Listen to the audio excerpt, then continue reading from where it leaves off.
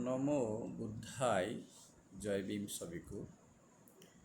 तो आज की जो हमारी आलोचना का विषय है, बुद्ध का जो धम्म है और भगवान बुद्ध को जानने के लिए, धम्मों को दर्शन, बुद्ध के ज्ञान की प्राप्ति के लिए हमें कौन सी विषय को हमें समझना बहुत ज़रूरी है, वो क्या है।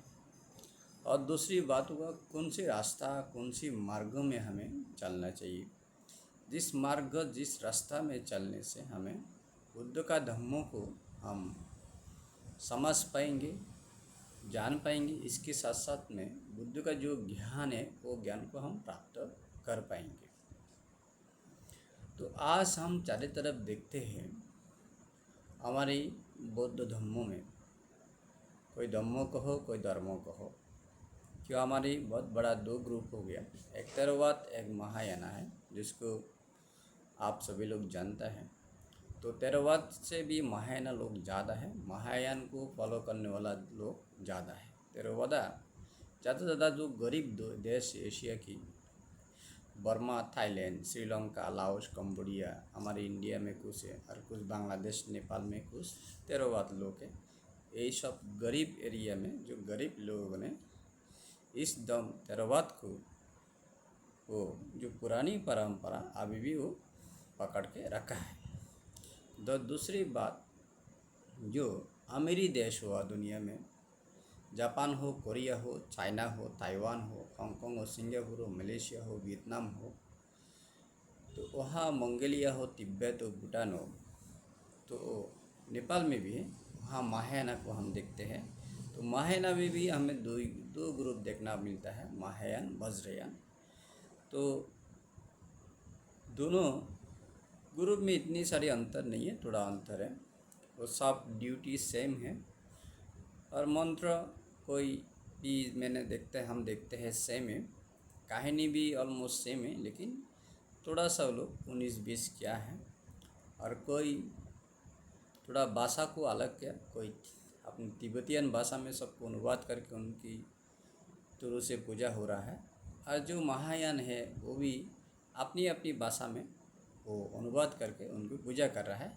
लेकिन एक चीज़ लोगों ने थोड़ा चेंज किया, वो भी दूसरा चीज़, जो कपड़ा है, जो हम चीवर है, वो महायान थोड़ा सा अलग किया, वज्रयान थोड़ा अलग किया।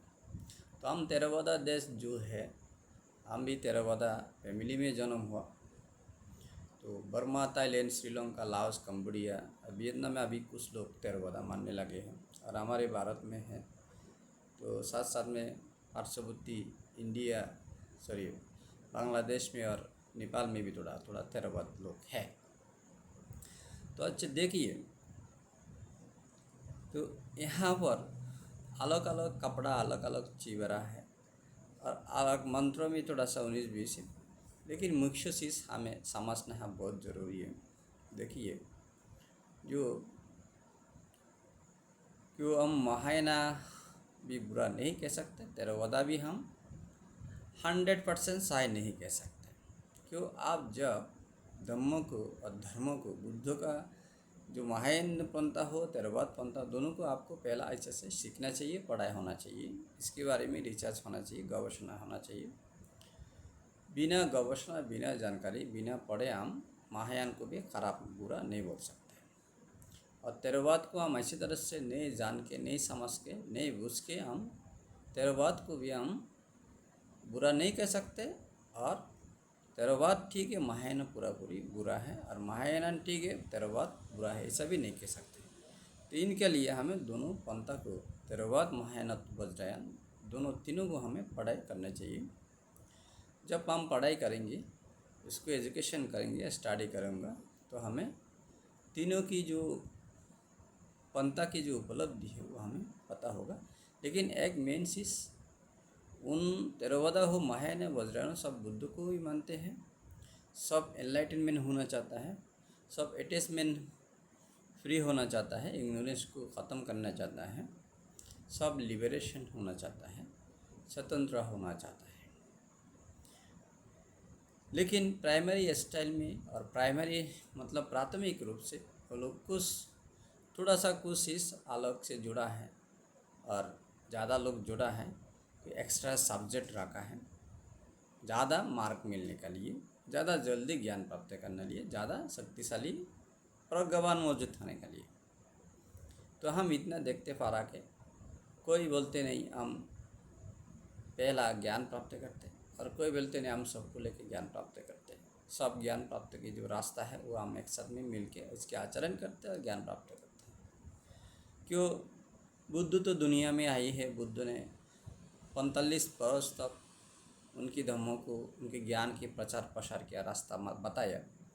तो सभी को आसानी से पता है किताब के माध्यम से, ग्रंथ का माध्यम से, गुरु परंपरा का माध्यम से कैसे ज्ञान की प्राप्त कर सकते हैं। तो हम theravada जो है डायरेक्टली बुद्ध की जो शीश हमें पढ़ने का मिला है, सीखा है, वो डायरेक्टली हम आचरण करके पहला ज्ञान प्राप्त करना चाहते हैं। महायान बोलते नहीं, बुद्ध का जो प्रवचन है वो बात हम सभी एक साथ में मिल के उनके आचरण करें, एक साथ में हम ज्ञान प्राप्त करें, अकेला क्यों प्राप्त करें। तो ये थोड़ी सी दुविधा है, और कपड़ा में दुविधा है थोड़ा सा, और बाकी क्या है, बाकी मंत्र उच्चारण में थोड़ा सा उसमें 19, 18, 20 है महायाना वज्रयाना में। क्यों? महायाना वज्रयाना वहाँ पूरा बुद्ध की परिवार हो, भिक्षु भिक्षुणी हो, उसी टाइम पे गृहस्थ उपासक उपासिका जिनके बुद्ध की धम्मों के प्रचार प्रसार करने के लिए, आगे बढ़ाने के लिए बुद्ध की बात में नाना प्रकार से भूमिका रखा है, सबको उन्होंने अपने साथ लिया, किसी को छोड़ा नहीं, तो सबको मूल्यांकन किया।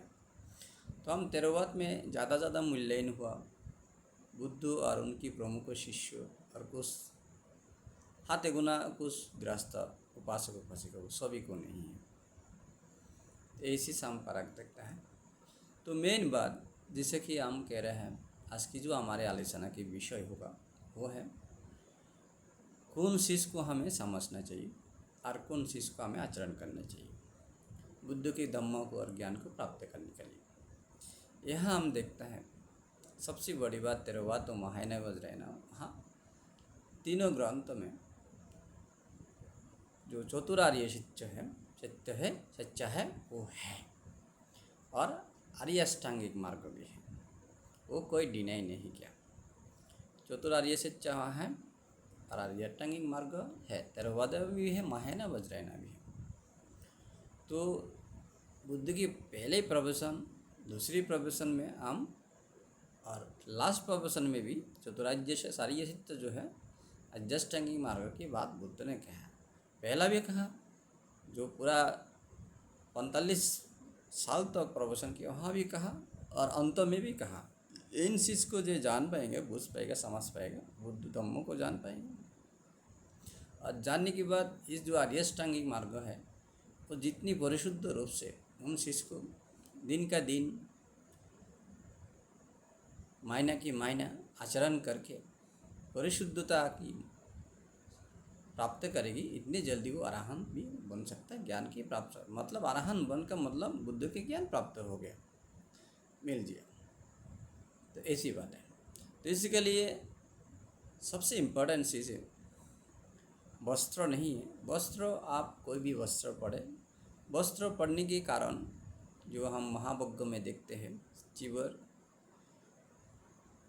चिवर के बारे में, जो कपड़ा है समय की, जगह की, स्थान की, व्यक्ति की हिसाब से बुद्ध ने वस्त्र का प्रणयित किया, और बुद्ध की वस्त्र के बारे में आदेश निर्देश उपदेश दिया है। किसी प्रकार वस्त्र हमें पहनना चाहिए, किस वस्त्र हमें नहीं पहनना चाहिए।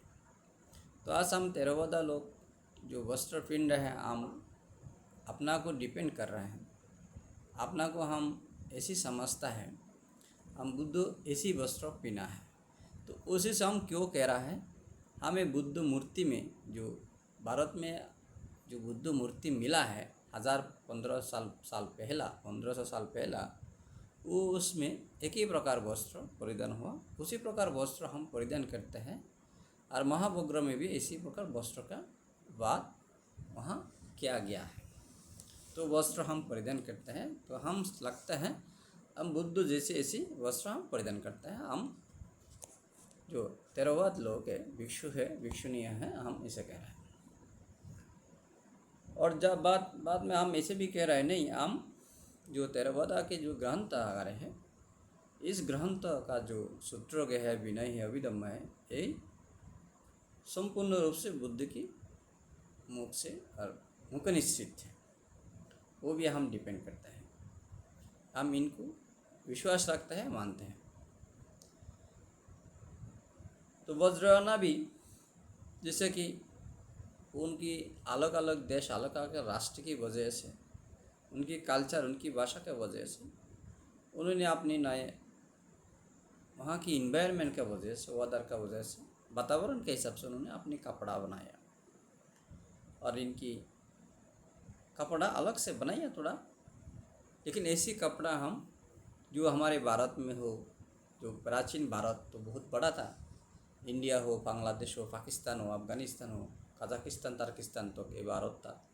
तो यहाँ नेपाल तक जो है, श्रीलंका में, हम ऐसी कोई बुद्ध मूर्ति नहीं है, नहीं मिलते हमें जो कपड़ा वज्रयान और महायान लामा भिक्षु भिक्षुनी पिनता है, ऐसा हमें देखने का नहीं मिलता है। लेकिन एक चीज़ हमें देखना मिलता है, जो पुरानी मूर्ति भारत में अंदर बहुत सारी मूर्ति मिला, ड्यूटीज मिला, तारा देवी हो, अबलेश्वर हो, इसी प्रकार बहुत सारी मूर्तियाँ अगर है, वो 1000-1500 साल पहला मूर्ति। तो उसमें जो कपड़ा की जो स्टाइल है, वो कपड़ा से थोड़ा महायान पंथा का जो कपड़ा है, और वो थोड़ा भी मिलते हैं। लेकिन बुद्ध की वस्त्र जो डायरेक्टली सीधा सीधी है, भिक्षु रहंत भिक्षु, वो उसका साथ मिलता नहीं। तो ऐसा भी आप नहीं कह सकते, क्यों महायान पंथ भी पुराना है, 2000 साल पहला उनकी आविर्भाव है, theravada से अलग होके अलग पंथ निकला, theravada से ब्रांच निकला।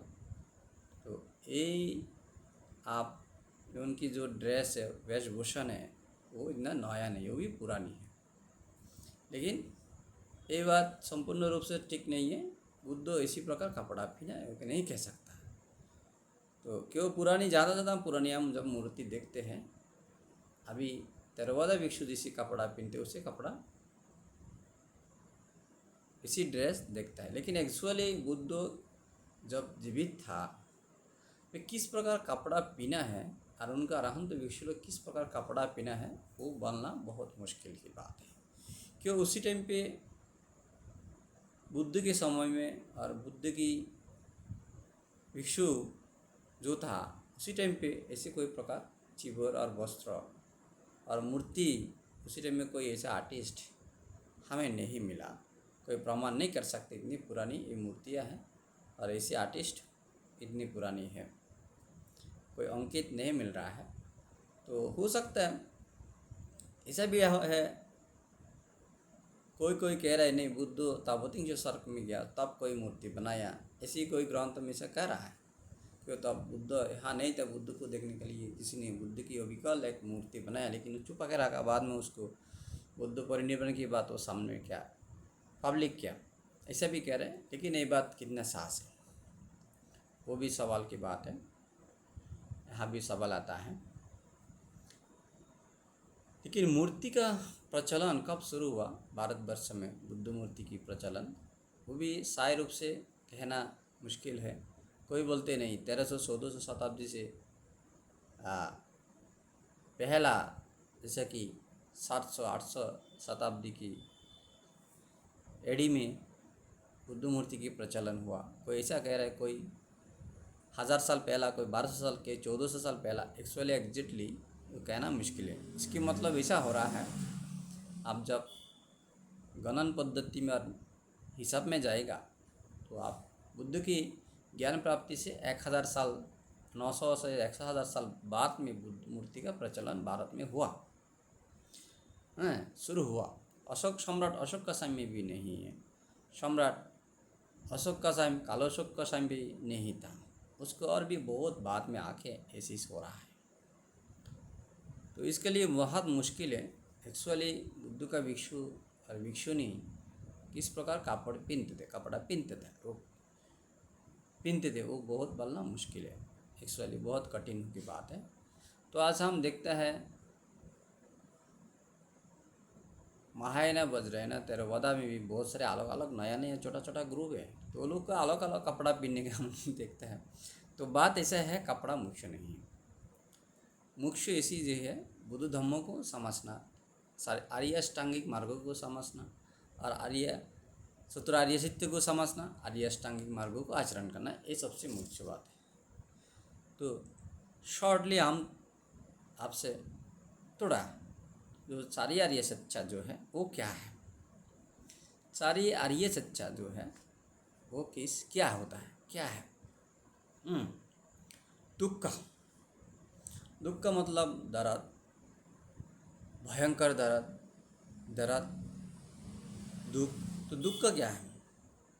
जन्म लेना दुख है, मृत्यु होना दुख है, बीमार दुख है, और व्याधि होना दुख है, अपंग होना, आँख खाना हो जाना, तार टूट जाना, कान ना सुनना है। तो इसी प्रकार शरीर की नाना प्रकार बीमारी है, हड्डी टूट जाना, पाँव टूट जाना, ये सब दुख है ना। तो प्रिय संयोग, अप्रिय संयोग मतलब कोई अप्रिय व्यक्ति जो आप चाहता नहीं है वो आपका ज़िंदगी में आ जाएगी, तो दुख है। और जो चाहता है वो आपसे गुम हो जाता है, वो भी दुख है। तो शॉर्टकट बुद्ध ने कहा, मतलब अरे पंचस्कंद दुख है। पंचस्कंद क्या है? नाम रूप, नाम रूप। तो नाम में चार है, संज्ञा, संस्कार, विज्ञान, वेदना, विज्ञान और वेदना। संज्ञा, संस्कार, विज्ञान, वेदना, ये नाम के अंश है। रूप, ये तो पूरा रूप है, आप देख रहा है। तो ये पांच चीज़ दुख है। ये पांच चीज़ जब तक है हम कैरी करेंगे साथ साथ में इसको, जब हमारे साथ रहेगा तब तक दुख है। ये जब खत्म हो जाएगा तब दुख नहीं है। पंचस्कंद मतलब यही है। रूप स्कंद हो गया, नाम स्कंद, नाम में चार भाग है, संज्ञा, संस्कार, संकरा, संस्कार को बोलते हैं संकरा पाली में। इसके बाद में वियना, वियना मतलब चित्त, कॉन्शियसनेस इंग्लिश कहता है। तो वेदना मतलब पेन। ये जो चार स्कंद है, तो ये मिलके पांच है, पांच स्कंद दुख है। एक तो शरीर हम देखते हैं, बाकी पांच को हम समझते हैं और फील करता है, ऑब्जर्व कर सकता है वेदना, संस्कार, विज्ञान, संकरा, उस चीज़ को। तो पंचस्कंद दुख है। दुख को क्या है?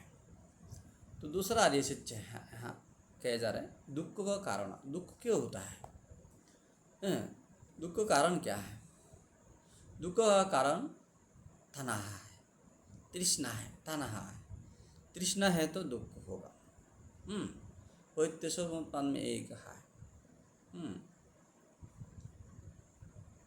क्या बोला देखो, संकरा भाष्य वियना, वियना भाष्य नाम रूप, नाम रूप भाष्य षडायतना, षडायतना भाष्य भाष्य भाष्य वेदना, वेदना भाष्य तना।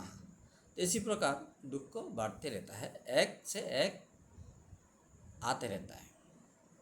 इसी प्रकार दुख की बढ़ोतरी होता रहता है। तो दुख के आम अंत, उसकी अंत हम कैसे कर सकते हैं? दुख का ही अंत भी है, उसको बोलता दुख निरोधा। तो दुख का अंत कैसा है? जैसे कि विज्ञान, विज्ञान को निरोध का, संकरा निरोध का, संकरा निरोध, पास्सा निरोध का, पास्सा निरोध, ऐसे वेदना, वेदना तनाहा निरोध, एक निरोध एक निरोध हो जाएगा, खत्म हो जाएगा। इसी प्रकार से दुख का अंत होता है। तो दुख का अंत का रास्ता क्या है, मार्ग क्या है, वो क्या है? किसी दुख का अंत कर सकते। तो बुद्ध ने कहा हाँ, अध्यष्टांगिक मार्ग है। अध्यष्टांगिक मार्ग जहाँ नहीं है वो दुख का अंत नहीं है। बिना एडजस्टिंग और मार्ग बिना दुख का अंत नहीं कर सकता है। तो इस चीज़ को आपको क्या करना होगा?